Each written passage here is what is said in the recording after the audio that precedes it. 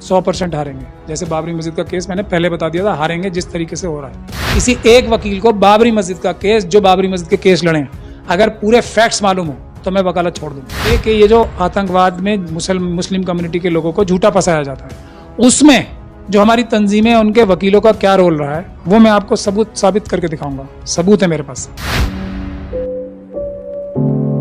कि जैसे बाबरी मस्जिद में साजिश करके एएसआई का सर्वे कराया गया था और उसमें फिर पर्सनल लॉ बोर्ड और जो दूसरे वकील पेश हुए थे, बाबरी मस्जिद एक्शन कमेटी और फलाना, उन लोगों ने उस झूठ का जो गवाह था उसकी जिरह नहीं की, क्रॉस एग्जामिनेशन नहीं किया।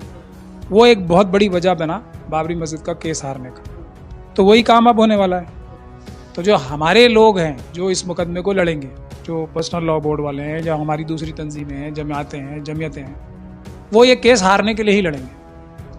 हर एक मस्जिद, हर एक चर्च, हर एक गुरुद्वारा, हर एक बुद्ध विहार खतरे में है। हमें वो टाइम याद करना चाहिए जब सम्राट अशोक के बाद बुद्ध धर्म को बड़े लेवल पे इंडिया में, भारत में अपनाया गया था और 1 लाख से ज़्यादा बुद्ध विहार बने थे। जैसे ही छल कपट से मनुवादियों ने सत्ता हथियाई, उसके बाद सबसे पहला काम उन्होंने सारे बुद्ध विहार तोड़ने के लिए किया था। और बहुत सारे बुद्ध विहारों की जगह पे मंदिर आज बड़े बड़े बने हुए हैं। इस बात को अगर आप किसी भी सीनियर बुद्धिस्ट कम्युनिटी के व्यक्ति से बात करेंगे, वो आपको डिटेल्स बता देगा। तो ये मैं आपको बता रहा हूँ, ये है। और वही फॉर्मूला अब लागू होगा, क्योंकि अब हिंदू राष्ट्र बनाने की कगार पे हैं, ऐसा वो लोग मानते हैं। जब वो हिंदू राष्ट्र बनाने की तरफ कदम उठा चुके हैं मनुवादी मानसिकता के लोग, तो वो बुद्ध विहार, मस्जिदें, चर्च, गुरुद्वारे तो खत्म करेंगे ही ना, जैसे बुद्ध विहार तब खत्म किए थे। क्यों? क्योंकि ये सभी मजहब, ये सभी सोचें इंसान को इंसान के बराबर मानती हैं। भारत का संविधान इंसान को इंसान के बराबर का दर्जा देता है, लेकिन मनुस्मृति ये कहती है कि सभी लोग ब्राह्मणों की सेवा के लिए पैदा हुए हैं। उनका तो सबसे बड़ा फायदे का काम ही बाकी सब लोगों के लिए ये है कि वो किसी भी प्रकार से ब्राह्मण की सेवा कर पाए। जो ट्रिपल तलाक का मुद्दा था, वो भी ठीक से ईमानदारी से नहीं लड़ा गया। बाबरी मस्जिद का तो मैंने अभी आपको एग्जाम्पल ही दिया ना, आप जजमेंट उठा के देख लीजिए। उसमें लिखा है कि उसका क्रॉस एग्जामिनेशन ही नहीं किया गया, जिस व्यक्ति ने ये बताया था कि यहाँ पे मूर्तियों के अवशेष मिले हैं। तो इससे बड़ी गलती कोई हो सकती है? अब ये गलती मान के छोड़ दें।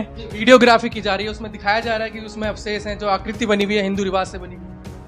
मैं कह तो रहा हूँ ना, बाबरी मस्जिद में भी तो अवशेष मिले थे, लेकिन वो रखे गए थे। वो जब जिरा होती है तो पता लग जाता है। जैसे अभी यहाँ पे झूठे सबूत क्रिएट किए जाएंगे, लेकिन उनको क्रॉस ही नहीं किया जाएगा ना। मैं पर्सनल लॉ बोर्ड का मेंबर हूँ, वकील की हैसियत से ही मुझे मेंबर रखा गया था। मैं फ्री में सारे केस करता हूँ और मेरा जो ट्रैक रिकॉर्ड है वो भी इन केसेस में तो 100% है। आप भी गलत लोगों की श्रेणी में आते हैं। मैं आता हूँ ना, कह रहा हूँ ना। लेकिन ये पर्सनल लॉ बोर्ड वाले ना बाबरी मस्जिद, ना ट्रिपल तलाक, किसी भी केस में मुझसे कंसल्टेशन नहीं करते, सलाह भी नहीं करते और मुझसे कागजों को छुपाते हैं, ये पर्सनल लॉ बोर्ड वाले। और मैं ये काम फ्री में करने को तैयार हूँ। करोड़ों रुपए खर्च करेंगे, केस हारेंगे और अगले करोड़ों इकट्ठे करेंगे अगला केस हारने के लिए। मुझे कागज भी नहीं दिखाएंगे। अब भी बता रहा हूँ, ज्ञान व्यापी के भी कागज ना कोई जमीयत मुझे दिखाएगी, ना पर्सनल लॉ बोर्ड दिखाएगा जिसका मैं खुद मेंबर हूँ, ना मुशावरत दिखाएगी जिसका मैं खुद मेंबर हूँ। क्योंकि जो लोग ईमानदारी से काम करेंगे वो इन तंजीमों के दुश्मन हैं। क्योंकि ये लोग आरएसएस से हाथ मिला के हमारी जो अवाम है, schedule caste, schedule tribe, OBC और माइनॉरिटीज की, उसको कमजोर कर रहे हैं। वरना अवाम में इतनी ताकत है, कोई मनुवादी की मजाल है जो बाबा साहब के संविधान की तरफ नजर उठा के देख ले। वो तो इन लीडरों की वजह से हमारा नुकसान हो रहा है, इन्हीं कायदीन की तरफ वजह से हमारा नुकसान सारा हो रहा है। यही गद्दार हैं, यही है। अगर ये पर्सनल लॉ बोर्ड और ये जमीयतें इसमें आ गई नुमाइंदगी, तब तो मुझे शक की कोई गुंजाइश ही नहीं रह जाएगी।